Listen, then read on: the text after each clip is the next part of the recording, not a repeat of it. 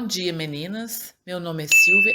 Eu vou fazer uma meditação do livro de Mateus, capítulo 16, até o versículo 28. Os fariseus e os saduceus aproximaram-se de Jesus, questionando-o acerca dos sinais.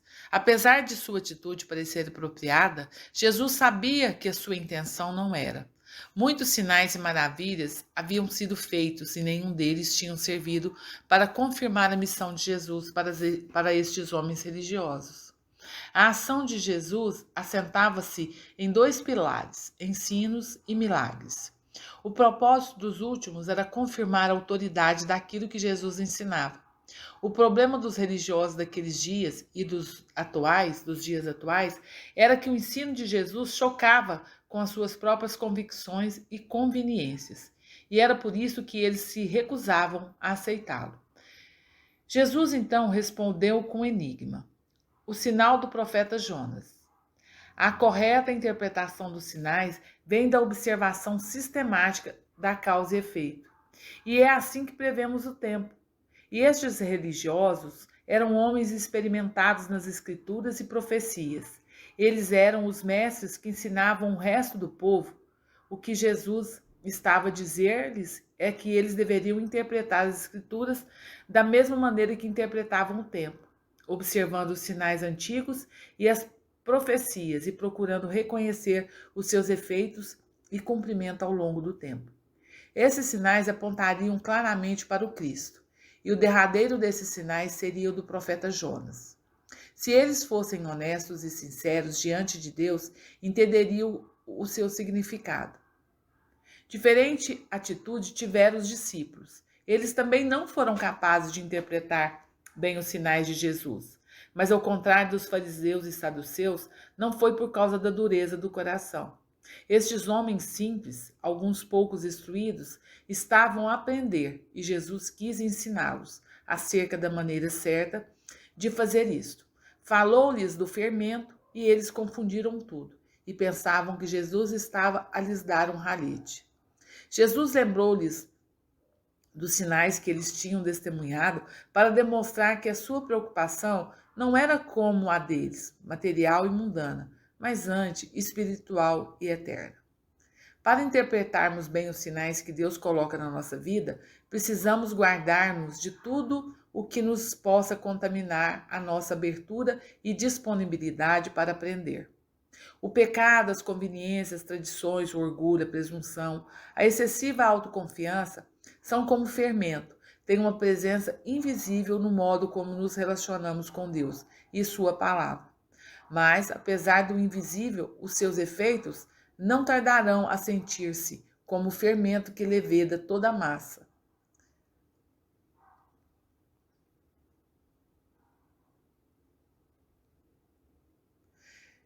A segunda explicação, a confusão de Pedro. Jesus precisava instruir os seus discípulos e orientá-los, a fim de que pudessem estar preparados para os fatos que teriam de acontecer.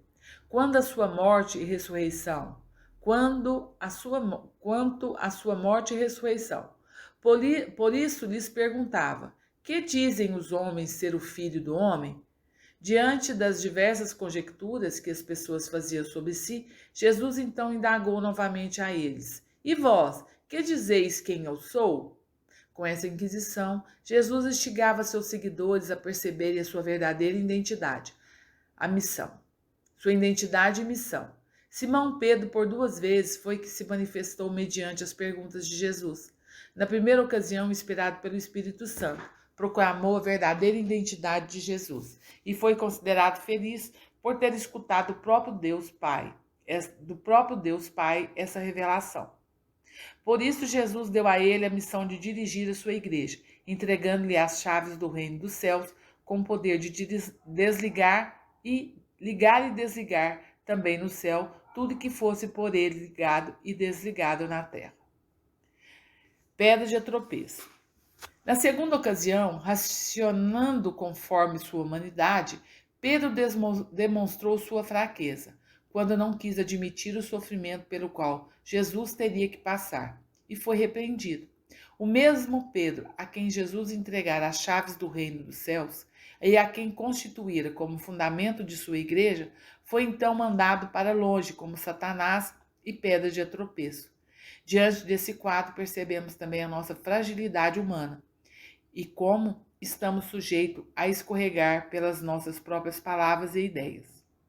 Às vezes, inspirados pelo Espírito, nós pensamos e falamos as coisas de Deus. Em outras ocasiões, nós somos pedra de tropeço e damos contra-testemunho de Deus diante dos homens. Dentro de cada um de nós há o divino e há o humano. O nosso homem velho está sempre querendo destronar o homem novo, renascido do Espírito Santo. Porém, Jesus também conhece a matéria da qual somos feitos. E mesmo diante de nossas fraquezas e imperfeições, ele continua a nos confiar a missão de construir o seu reino aqui na terra.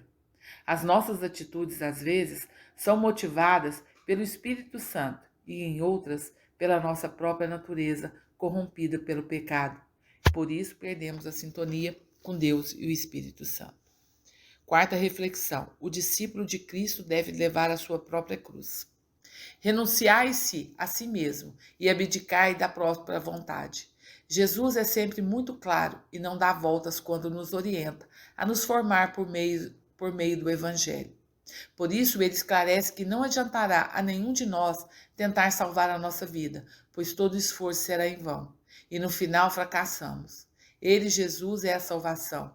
E se quisermos segui-lo, teremos que assumir a nossa parte nos encargos, nas responsabilidades e nas dificuldades. Isto é tomar a cruz. Às vezes queremos escapar das dificuldades e procuramos o caminho mais fácil e que exija de nós menos esforço, conduzindo nossa vida pela porta larga, a porta da perdição e da ruína e da alma. Temos de ter consciência de que nossa existência é breve. O tempo é curto e só viveremos uma vez. Se começarmos a querer cortar pedacinhos de nossa cruz, pode ser que para atravessar o vale da sombra da morte nos falte uma ponte que nos levará para a felicidade eterna. Renunciar a si mesmo é abdicar da própria vontade, dos planos e desejos humanos. É assumir a vontade de Deus, abraçando a trilha de sofrimento e de glória que o próprio Jesus trilhou. Pense nisso. Será que você tem tentado salvar a sua vida, deixando por menos alguns encargos ou atribuições que só compete a si? Você tem consciência de que está vivendo sua vida de acordo com aquilo que Deus espera de nós? Você acredita que Deus pode realizar o que para você tem sido impossível? Que Jesus nos abençoe e nos guarde e nos proteja, e que essa palavra possa nos abençoar a cada uma de nós. Amém.